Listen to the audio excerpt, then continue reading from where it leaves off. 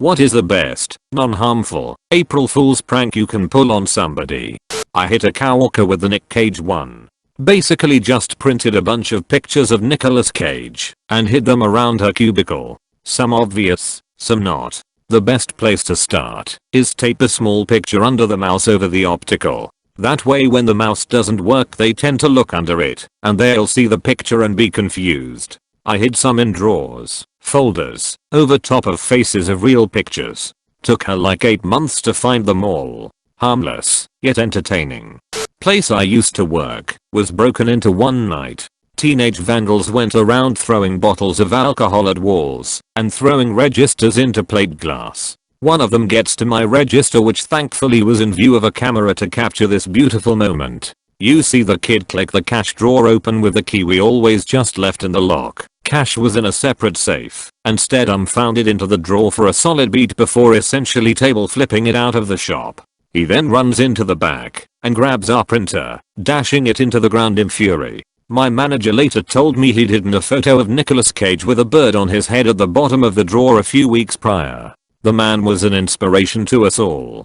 A April Fool's I did to my bro a few years ago. Deleted the shortcut icon to his favorite game from the desktop, put an hidden folder somewhere in his PC containing a Rickroll video, wrote a batch script that opens said video, created a shortcut for said script, renamed the shortcut identically to Games 1, and replaced the icon by the Games 1. When he tried to launch his game, he got rickrolled. I did this on a random day, not on April Fools, but it is still good. While my coworker was in the bathroom, I took a screenshot of his desktop including the taskbar, set the screenshot as a desktop, moved all the desktop icons into one folder, and hid the taskbar, so you had to hover over the icon to bring it up.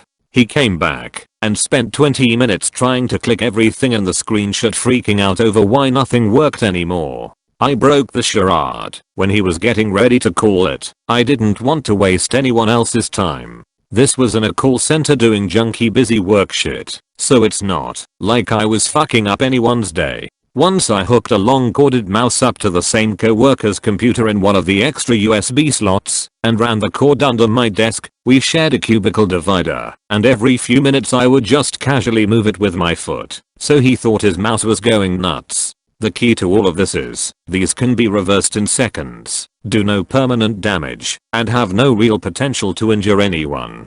I was on temporary assignment in an office, where the men's room has only one stall. I picked up some casual business clothes at a thrift store for $5, including shoes.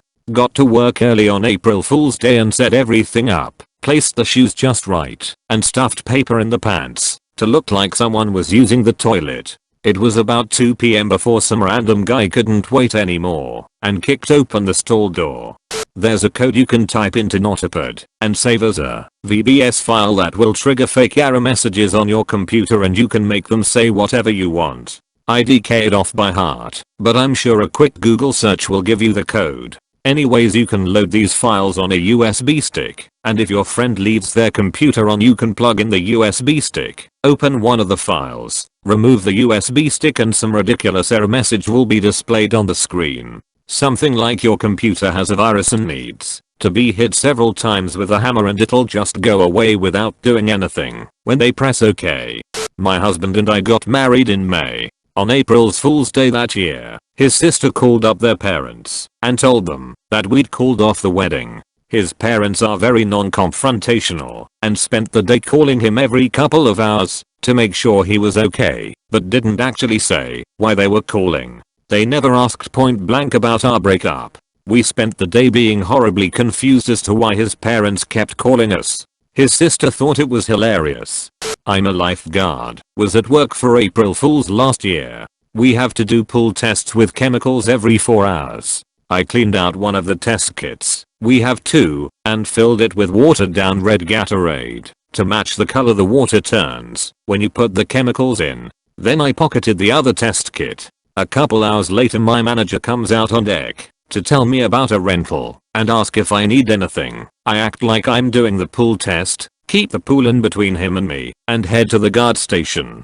I take the tops of the chemicals and swap the kits, hold up the test to the light to pretend I'm checking the contents. When he gets to me, Then, in the middle of our conversation I drink the Gatorade without flinching, smack my lips, and say pH tastes a bit high. We got into a big conversation, and I had him thinking I regularly drink the pool tests when I'm finished testing to keep hydrated. He took the time to calmly explain that was a bad idea and tell me I should go to the hospital. Eventually I pulled out the bottle of Gatorade from the cupboard and said April Fools. Pretty niche since it requires you to work with chemical tests or something similar, but the look on his face when I took the swig was the best reaction I've gotten to any prank.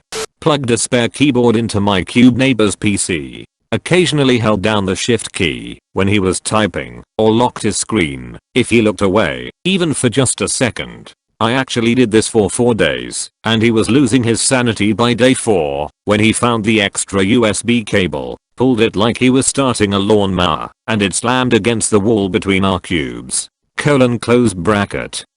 Also, took a cube wall and installed it into a coworker's already divided cube. There was no way to get into his desk. He laughed and there were a dozen people standing around his desk when I finally came over with the screw gun to undo it.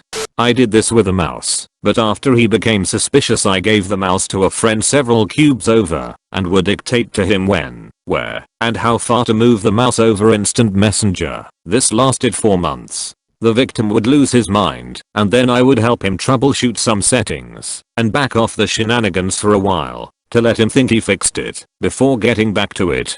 He'd look away and his model would zoom all the way in or out, or the screen would minimize. He even went out and bought a new mouse and keyboard. One day I just walked around with the mouse in my pocket. He nearly cried as his cursor would just jump all over the place. Eventually people began to key in on his issue and I filled them all in. No one said a word but everyone would look at me and smile knowingly when they'd hear him lose his shit. Sorry not sorry Matt, don't touch my ears.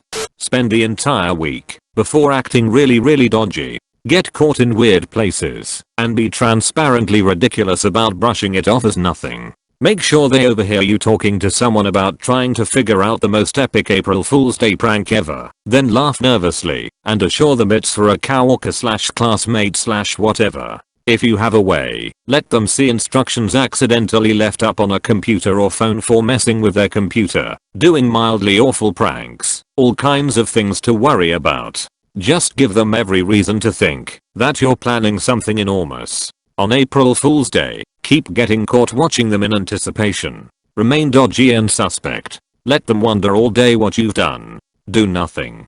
Print a shark. I've done this when I've left for vacations in the past. Print a picture of a shark and the text print a shark on a dozen or so sheets of paper, then refill the copier and randomly add them into the top third. Many copies will be just fine, but there will be the odd, random shark page. Just about anyone checking the paper tray will only see clean paper. This only worked because my roommate had an organized closet. On each shirt he had hanging up, he had at least one necktie, so he'd always have a tie handy that went with the shirt. When he was out of town, I swapped them all. Took the tie from one end and traded it for the tie on the other end. All the shirts looked fine, so it took him a few minutes of putting shirts away and having to move ties to figure it out. Plus because I moved them in a pattern he didn't get that mad at having to fix it. I'm late I suppose. 2 years ago I worked at painting with a twist. We were all very close and loved to have fun. Myself and a fellow artist went to Michael's the night before and bought about 100 pairs of googly eyes in various sizes. We spent 2 hours that night going around the studio putting googly eyes on all the paintings that had faces/animals/or even inanimate objects that looked funny with eyes. 2 years later, and I went in to visit last week. Some are still there. This was a high school prank. Me and my buddies were chilling at one of our houses and we were planning a prank. We were watching that 70s show where the dad gets a bucket of oatmeal dumped on him over the door. So we decided to prank our host friend by doing the same thing, except we used hand soap and condoms. We went out, got the stuff, put it over the door, and waited for him to come down to the den. When it happened, he flipped out thinking it was real. Then I told him as best as I could, because we were laughing so hard, and he ended up laughing with us too. Sneak onto someone's PC when they're not around, take a screenshot of the desktop and set it as their wallpaper. Then, right click and select hide icons. Finally, right click on the taskbar and click unlock the taskbar, and then right click on the taskbar again, and click auto hide the taskbar. Finally, drag the taskbar to the top of the desktop and then wait. Watch as your friend / classmate / coworker / family member tries to click stuff on the taskbar or open apps on the desktop and wonder why nothing's working.